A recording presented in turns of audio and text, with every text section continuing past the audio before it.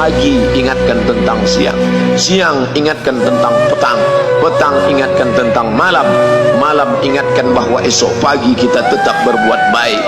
Wa tanhauna 'anil munkar, larang mereka dari perbuatan mungkar. Maka hari-hari yang sudah kita lewati di masa yang lalu, sanggupkah akan pulang kembali? Pepatah Arab mengatakan lan tarji'al ayyamul lati madat, yang lalu tak dapat terulang kembali. Apakah semua itu berlalu begitu saja? Tidak ada yang percuma, tidak ada yang gratis, tidak ada yang sia-sia. Semua akan diminta pertanggungjawaban di hadapan Allah Subhanahu wa ta'ala. Sejak kita tegak di atas muka bumi ini, sejak kita diberikan nafas, diberikan hidup, diberikan nyawa, maka sejak itu kita ditanya, apa khalaqnakum abatha? Apakah kalian kami ciptakan sia-sia? Apakah kami sangka? Apakah kamu semua menduga bahwa kami menciptakan kamu lalu kamu tidak akan kembali menghadap kami? Semua akan diminta pertanggungjawaban di hadapan Allah Subhanahu wa ta'ala.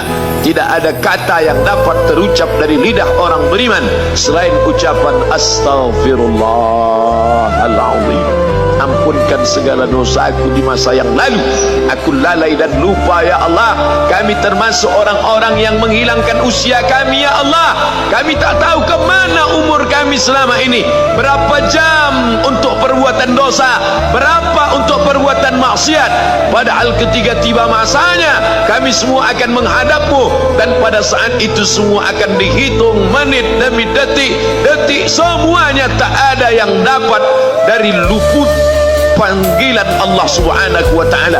Tidak ada yang lepas daripada pengawasan. Inna alaikum lahafizin, bersama kamu ada malaikat hafazah kiraman mulia katibin, mencatat. Ya'lamuna ma taf'alun, dia tahu semua yang kamu lakukan. Betapa waktu-waktu yang lalu itu tak dapat kita tebus dengan apapun selain kita perbaiki di masa yang akan datang. Tingkatkan kualitas salat berjamaah, tingkatkan membaca Al-Quran. Andai usia kita sudah lanjut, tak dapat kita jemput, maka kita didik anak cucu generasi akan datang menjadi generasi yang Qurani dan Islami. Sab'atun yudhilluhumullah, ada 7 di antara yang dapat naungan Allah. Yauma la dhilla illa dhilluh, hari itu tidak ada naungan kecuali naungan Allah Subhanahu wa ta'ala. Di antara yang mendapat naungan itu adalah syabun, anak muda, nasya'at fi ibadatillah, anak muda yang tumbuh beribadah kepada Allah Subhanahu wa ta'ala. Andai masa muda kita penuh dosa, andai masa muda kita penuh narkoba, andai masa muda kita penuh zina, wal iyadzu billah wa na'udzu billah, jangan sangka Allah tutup pintu taubat. Innallaha la yaghfiru ayyushraka bihi, Allah tak terima taubat orang yang mempersekutukannya. Wa yaghfiru ma duna dzalika liman yasha, tapi taubat selain itu diterima, dibukakan Allah Ta'ala. Mari perbaiki anak menantu, cucu, kawan, sahabat, andai talat, ajak ke jalan Allah Subhanahu wa ta'ala. Itulah salah satu memperbaiki yang masa lalu, kita perbaiki di masa yang akan datang.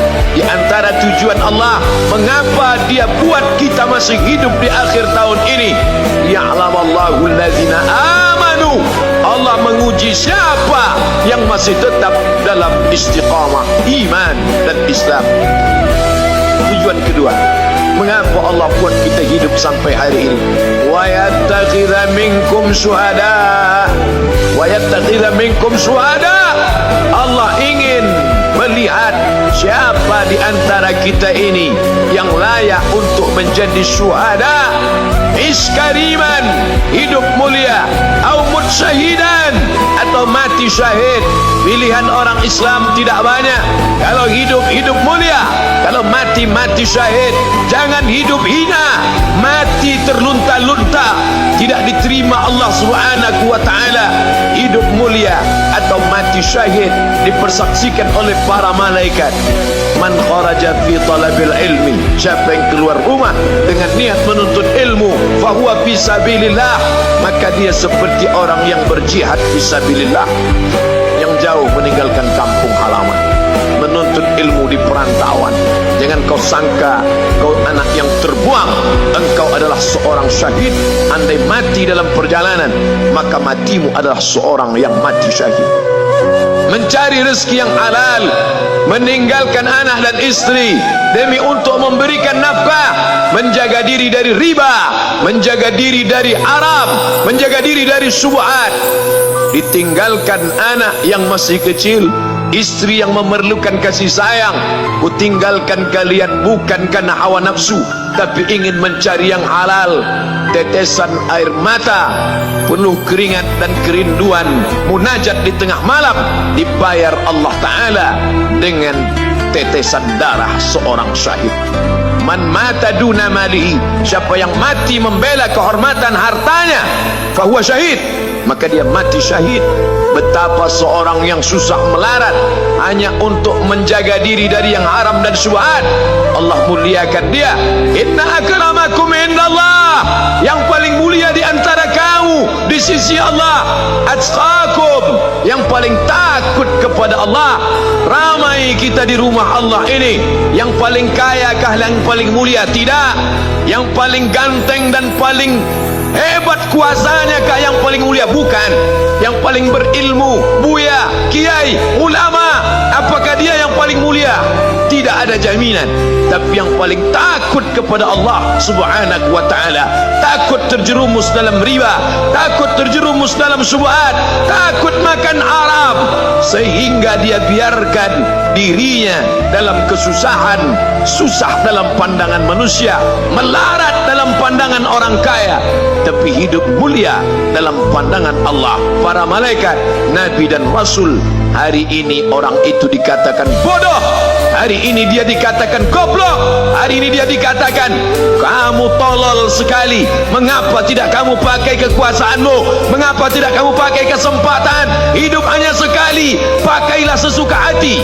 Tapi dia takut kepada Allah Subhanahu wa ta'ala. Pagi dan petang dia katakan, Allahumma ajirna minan nar, Allahumma ajirna minan nar, Allahumma ajirna minan nar. Selamatkan kami, aku, istriku, anakku, keluargaku dari api neraka ya Allah.